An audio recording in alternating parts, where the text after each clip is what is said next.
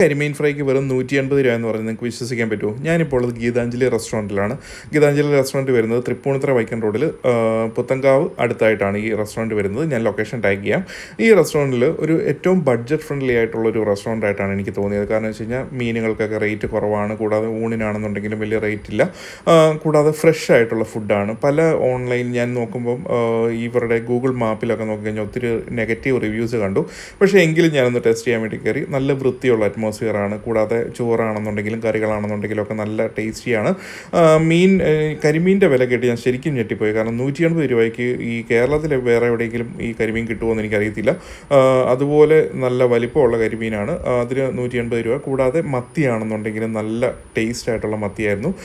മത്തിക്കാണെന്നുണ്ടെങ്കിലും ഇത് 80 രൂപയാണ് വരുന്നത്. നല്ല വലിപ്പമുള്ള മത്തിയാണ്.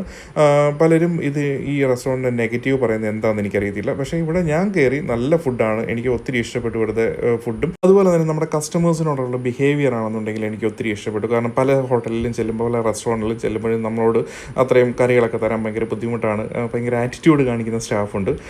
പക്ഷേ ഇവിടെ വന്നു, ഞാൻ കഴിച്ചു. അത് കഴിഞ്ഞിട്ടൊരു ക്യാമറയുടെ വനില ഐസ്ക്രീം കഴിച്ചു. നല്ല പാർക്കിംഗ് സ്പേസും ഉണ്ട്. എനിക്ക് ടോട്ടലി 540 ബില്ല് വന്നത്. ഇവിടുന്ന് കഴിച്ചിട്ടുള്ള ഒരു കമൻറ്റ് ചെയ്യുക, എങ്ങനെയുണ്ടായിരുന്നു ഫുഡ്?